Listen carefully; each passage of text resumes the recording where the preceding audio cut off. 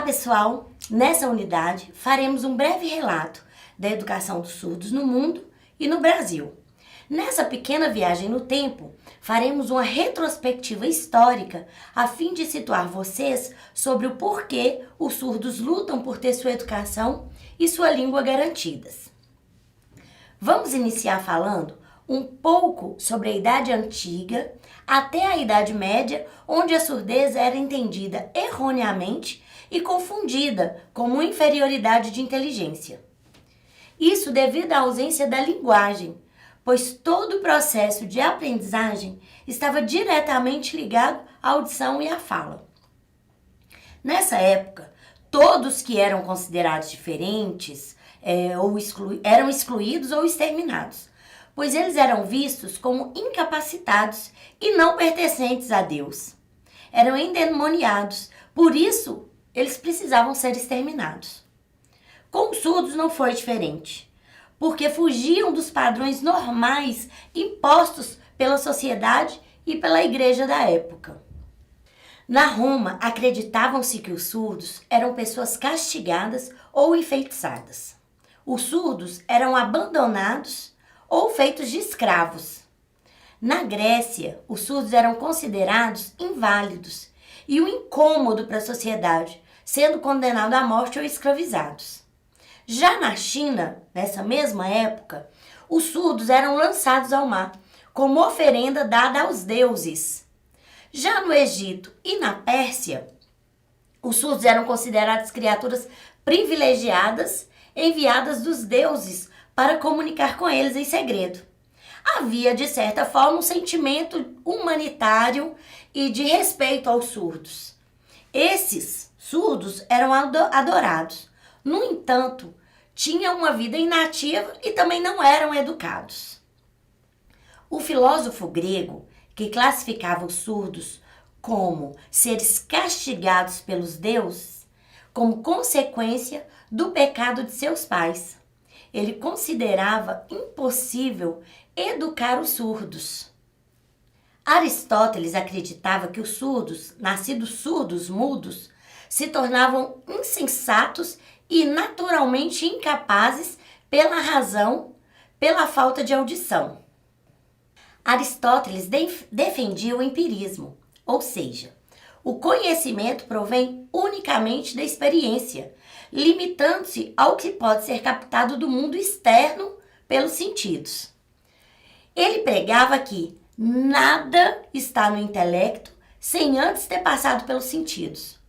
Como o surdo não podia ouvir e, consequentemente, não falava, então ele não pensava. Ele dizia que de todas as sensações, é a audição que mais contribui mais para a inteligência e o conhecimento. Somente a partir do século XVI que se encontram os primeiros registros de defensores que os surdos podiam aprender, ou seja, as primeiras tentativas de uma educação de surdos. Na Idade Média, os surdos ainda não eram considerados sujeitos estranhos e, como punição, eles eram jogados na fogueira. Como eram incapazes de confessar seus pecados, eles eram também proibidos de receber a comunhão, de se casar, de herdar, pois na Idade Média haviam leis que proibiam surdos de ter qualquer direito como cidadão. Esse período também foi marcado por muitas atrocidades cometidas contra os surdos. Dessa feita, um estudioso, por nome de Itard, dedicou grande parte de seu tempo tentando entender as causas da surdez. Sua primeira constatação foi a de que a causa dela não era visível, passando assim a dissecar cadáveres de surdos, a dar descargas elétricas em seus ouvidos. Ele usava sanguessuga para provocar sangramento e furar as membranas timpânicas de alunos surdos, fazendo com que um deles fosse levado à morte e outros tivessem fraturas cranianas e infecções devido às suas intervenções.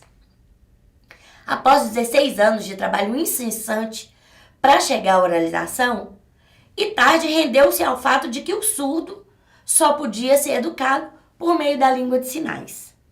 O bispo John de Beverley ensina um surdo a falar de forma clara, e o acontecimento é considerado um milagre. No entanto, assim como a autoria de muitas metodologias e técnicas ficaram perdidas no tempo, essa também se perde, e a igreja toma para si a autoria do feito.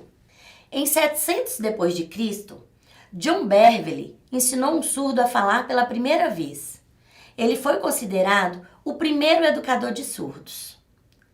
Já na Idade Moderna, surgem os primeiros defensores da educação de surdos e passam a ver o surdo não mais como um ser endemoniado, mas como um sujeito que possuía uma comunicação que lhe era própria. Começa-se nesse período a pesquisar a língua de sinais. Com isso, temos alguns nomes da história que se destacaram e precisamos falar um pouco sobre cada um deles. O médico e filósofo Girolamo Cardano, de 1501 até 1576, afirmava: a surdez e mudez não é impedimento para desenvolver a aprendizagem.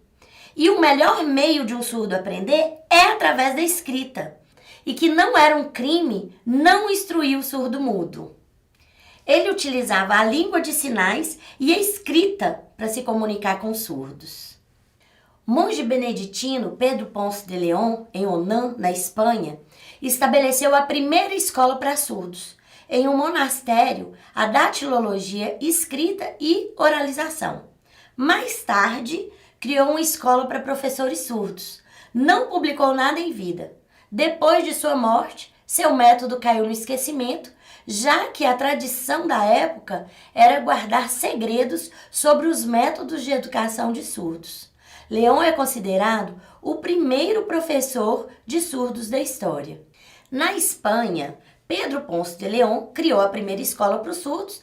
Inicialmente, ele começou a ensinar latim, grego, italiano, conceitos de física e astronomia a 2 irmãos surdos.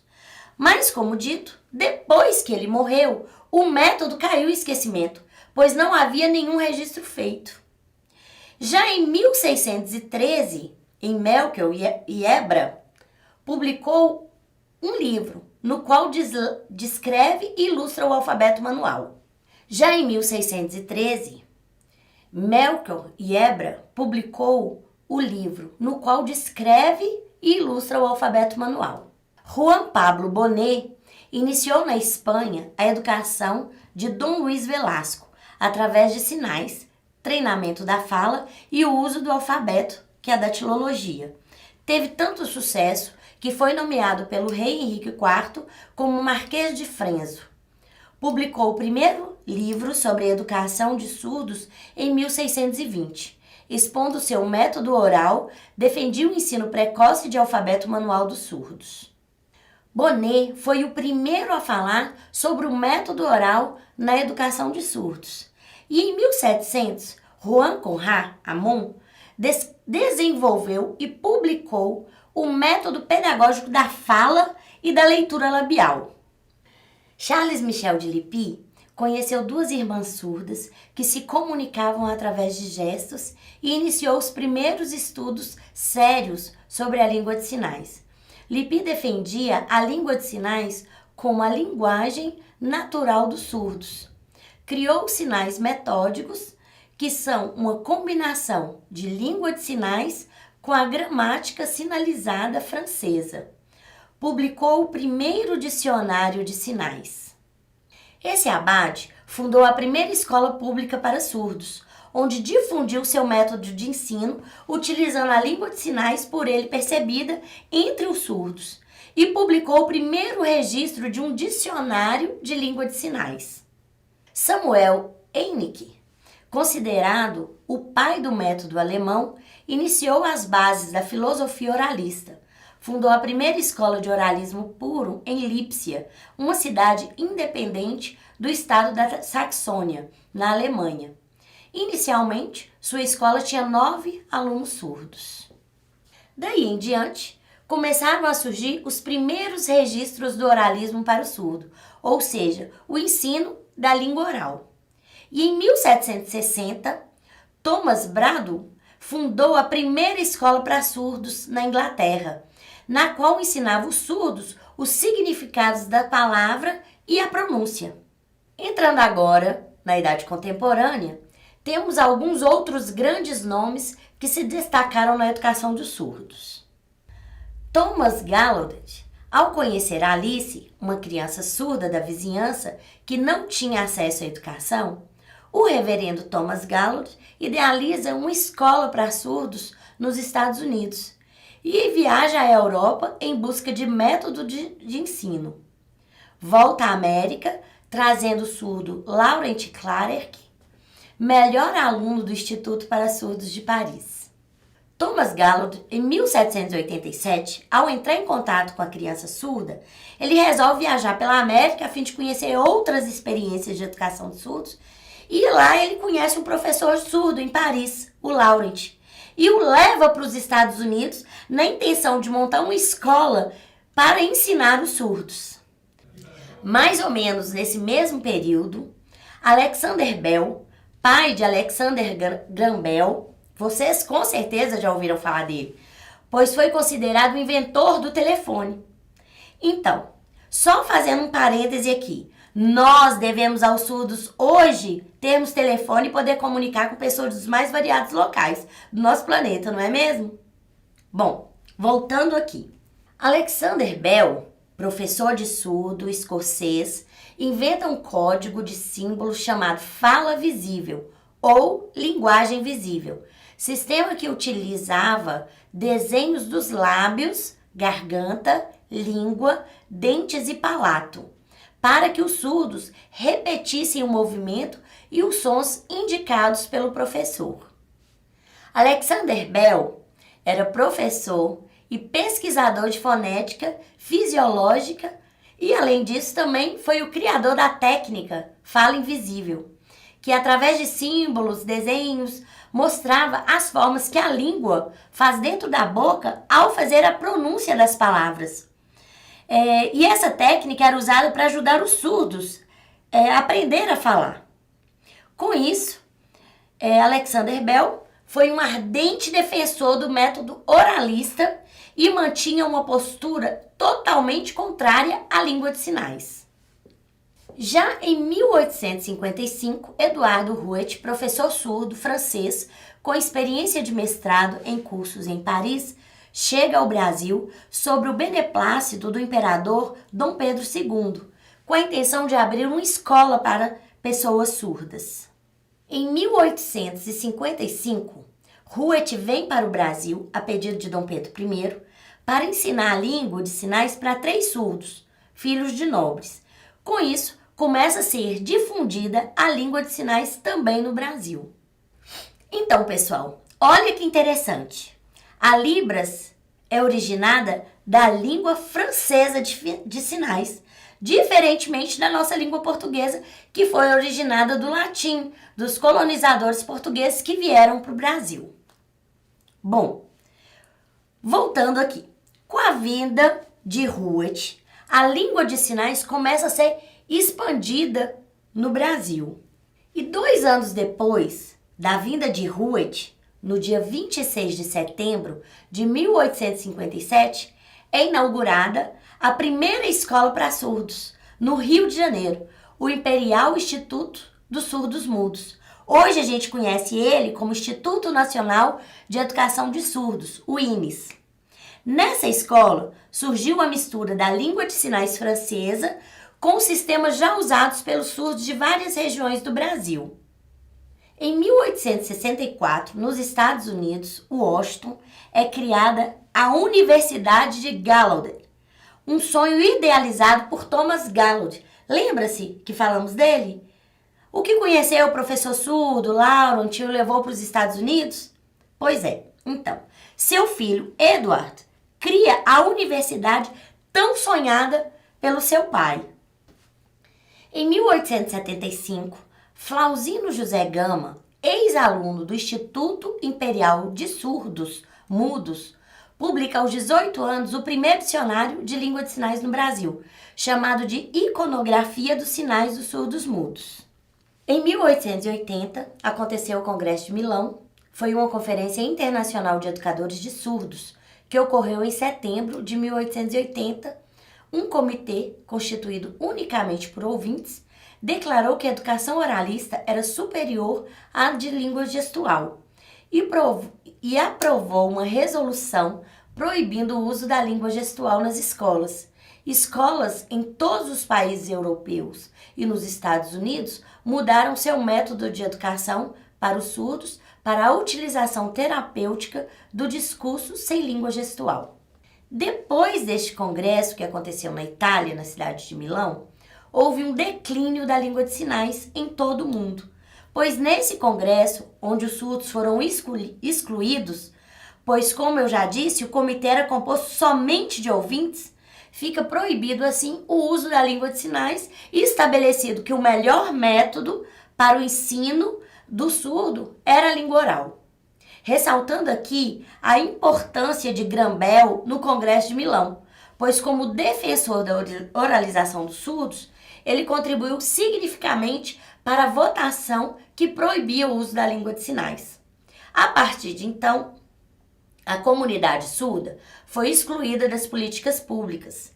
A língua de sinais foi oficialmente proibida nas escolas e o método de oralização passou a ser o principal objetivo da educação dos surdos. Então, institui-se em todo o mundo a abordagem oralista para a educação dos surdos. Nesse período, há muitos relatos de surdos que tinham suas mãos amarradas, como se para que fossem forçados a falar. Usavam-se palmatórias para bater nas mãos dos surdos, que porventura sinalizasse. E há relato também de surdos que tinham suas mãos queimadas com ferro e brasas. E muitas outras atrocidades eram feitas a esses surdos na intenção de que eles falassem e não se comunicassem usando as mãos. Em 1857, então, a Escola Brasileira Instituto dos Surdos Mudos muda o nome. Por decreto imperial, Lei número 3.198, de 6 de julho, o Imperial Instituto dos Surdos Mudos passa a se chamar Instituto Nacional de Educação de Surdos, INES. Apesar da proibição do uso da língua de sinais nas salas de aula, ela ainda era usada pelos alunos surdos nos corredores e nos pátios da escola. O que os defensores do oralismo não previam é que, mesmo com a proibição do ensino através da língua de sinais, os surdos continuariam a utilizar sua língua de sinais em momento que eles estivessem longe dos olhos dos professores. Em todos os momentos que só tinha surdo reunidos, a língua de sinais continuava a ser usada. Outro grande nome que fez parte da educação dos surdos foi William Stock. William Stock publica o artigo Estrutura da Linguagem, um esboço do sistema de comunicação visual dos surdos americanos, afirmando que a ASL, língua de sinais americana, é uma língua com todas as características da língua oral. Esta publicação foi uma semente de pesquisa que floresceram nos Estados Unidos e ao redor do mundo. Ele foi um dos grandes defensores da língua de sinais. Com essa pesquisa, dá-se início a várias outras pesquisas sobre as línguas de sinais. Assim, em 1969, a Universidade de Gallaudet adota a comunicação total. O presidente da universidade decide manter a linguagem gestual no campus. Essa decisão monumental pode ter sido, em grande parte, responsável pela sobrevivência da língua de sinais. A comunicação total defende a utilização de inúmeros recursos linguísticos, tais como a língua de sinais, a linguagem oral, os códigos manuais, entre outras coisas. Todos eles são facilitadores de comunicação com as pessoas surdas, privilegiando a comunicação e a interação entre as línguas orais e as sinalizadas. Essa metodologia resultou, então, na criação de sistemas de sinais, que tem como característica mais importante o fato de que a ordem da produção das palavras da língua falada da comunidade ouvinte seria produzida simultaneamente com a língua de sinais. Então, com isso, tiveram alguns pontos positivos. Por exemplo, as crianças surdas começaram a participar das conversas dos professores e familiares de um modo que jamais havia sido visto desde a adoção do oralismo puro. Mas também tiveram pontos negativos. Por exemplo, uma comunicação confusa, exigia muito esforço do surdo para se fazer entender e principalmente para entender o que estava sendo ensinado. E as habilidades de escrita dos alunos continuavam muito abaixo do esperado. Com a insatisfação da evolução dos surdos na utilização da comunicação total e com as diversas pesquisas sendo feitas sobre a língua de sinais, abre o espaço ali para a educação bilíngue, muito defendida pela comunidade surda e por pesquisadores e educadores surdos atualmente. Para o bilinguismo, as línguas faladas e de sinais, elas poderiam sim conviver lado a lado, mas não simultaneamente. No bilinguismo, prestem atenção, o objetivo é levar o surdo a desenvolver habilidades em sua língua primária, que é a de sinais, e secundária, a escrita. E tais habilidades incluem compreender e sinalizar fluentemente sua língua de sinais e ler e escrever fluentemente o idioma do país. O bilinguismo surgiu na década de 80 como proposta para a educação de surdos e preconiza a língua de sinais como a primeira língua dos surdos e a língua escrita, português, que é falada pelos ouvintes, como segunda língua. A abordagem bilíngue busca remover a atenção da fala e a concentrar-se no sinal. O principal objetivo é que o surdo compreenda e sinalize fluentemente a sua língua de sinais e que domine a escrita e a leitura do idioma do país em que está inserido. Assim, a surdez não é mais vista como uma deficiência, e sim como uma diferença. Então, voltando para a história do surdo, no Brasil, podemos destacar que algumas instituições e leis, elas foram criadas para dar suporte à educação e aos direitos dos surdos brasileiros. Como em 1977 foi criada a FENEIDA, que é a Federação Nacional dos Deficientes Auditivos. E em 1987, a FENEIDA é reestruturada e surge a FENEIS, que é a Federação Nacional de Educação dos Surdos. Em 2002, é criada a Lei de Libras 10.436/02, que reconhece a língua brasileira de sinais como forma de comunicação e expressão dos surdos. São formados agentes multiplicadores do curso de Libras, em contexto em MEC/FENEIS. A Lei da Libras é regulamentada em seguida pelo Decreto 5626/2005, que estabelece a organização da educação bilíngue para surdos no Brasil e obriga a inclusão da disciplina de Libras nos cursos de pedagogia, fonoaudiologia e licenciaturas. Em 2006, em cumprimento a esse decreto, surgem as primeiras graduações em Letras Libras, que é um curso de formação de professores de Libras e intérpretes tradutores de Libras. Já em 2017, o IFNMG, sobre a responsabilidade do SEAD, abre o curso de graduação em Letras Libras também para atender a demanda de Montes Claros e todo o norte de Minas e Vale do Jequitinhonha. Então, pessoal, depois dessa viagem ao tempo, eu espero que tenham conseguido compreender a luta do povo surdo e, principalmente, valorizar os surdos e sua língua de sinais, pois foi com muito sofrimento que eles conseguiram conquistar os direitos que têm hoje. Mas ainda há muito que lutar para que sejam realmente incluídos na sociedade e na escola. E claro, somos nós, professores, família, escola, surdos, igreja, a sociedade de modo geral, responsáveis para que os surdos sejam vistos como sujeitos capazes, como qualquer outro ouvinte.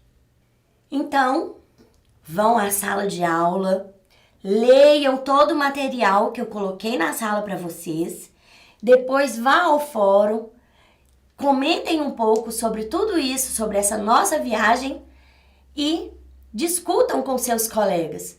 Deixe lá a sua opinião. Eu quero ver o que vocês entenderam, ok? Um grande abraço para vocês e até a próxima unidade.